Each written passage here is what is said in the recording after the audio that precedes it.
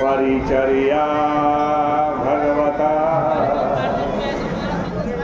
आत्मनो दुरितच्छय। जो भगवान की परिचर्या है ना, भगवान की सेवा है, जो आप भगवान का पूजन करते, सेवा करते, इसी से आपके समस्त पाप नष्ट हो जाते। सर्वविध ऐश्वर्य, आज कहते हैं वो भग है। भगवान को हम भगवान कहते हैं ना, क्यों कहते हैं?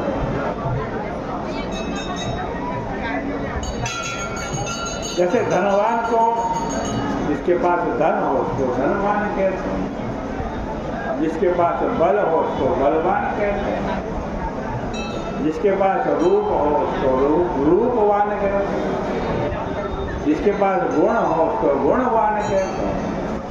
ऐसे ही जिसके पास भग हो उसको भगवान कहते हैं। भग क्या चीज है? 6 चीज भागवत में भग बताई। और 6 चीज क्या है? ऐश्वर्यस्य समग्रस्य धर्मस्य यशस्त्रिय ज्ञान वैराग्ययोश्चैव शरणं भक्तिरीना। पूरा ऐश्वर्य, पूरा धर्म, पूरा यश, पूरी श्री, पूरा ज्ञान और पूरा वैराग्य, इन 6 चीजों को भक्त कहते हैं। और जो भग वाला होता है उसको भगवान कहते हैं। दुनिया में ऐश्वर्य लोगों के पास है लेकिन पूरा नहीं है, यश भी है लेकिन एक यशस्वी से बढ़कर दूसरा यशस्वी मिल जाता है,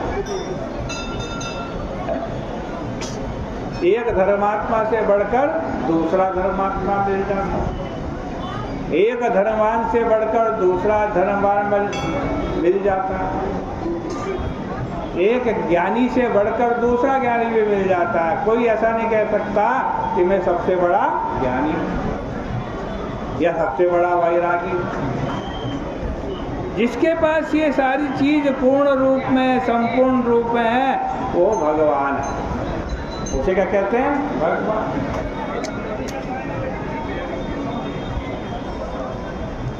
तो देखो, षड ऐश्वर्य, ये हाथ का लीला कमल है। धर्म और यश क्या है? भगवान के चामर यानी पंखे हैं, हवा करने वाले व्यंजन है, व्यजन है। वैकुंठ क्या है? भगवान का छत्र है। या तीनों वेद ये क्या है? भगवान का गरुड़ सवारी है। अनपायनी शक्ति लक्ष्मी है। विष्पक सेन पंचरात्रा जगम रूप प्रधाने पार्षद। अणिमा महिमादि 8 सिद्धियाँ, नंद सुनंद आदि 8 द्वारपाल हैं। इस विराट पुरुष की उपासना चतुर्व्यूह या अंतःकरण में की जाती है। 4 नाम है भगवान के: वासुदेव, संकर्षण, प्रद्युम्न, अनिरुद्ध। यही चतुर्व्यूह है। 4 अंतःकरण है: मन, बुद्धि, चित्त और अहंकार। ये अंतःकरण चतुष्ट है।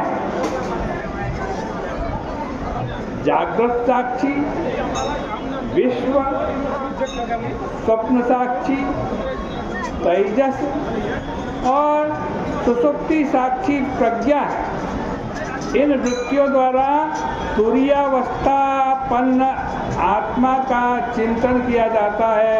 यही विराट पुरुष त्रिविध रूप से सृष्टि, पालन और संहार करते हैं। मार्कंडेय जी इसी भावना से प्रतिदिन भगवान की मानसिक पूजा करते समय जगत को ब्रह्म रूप में देखते हैं, अतएव वे अमर हो गए।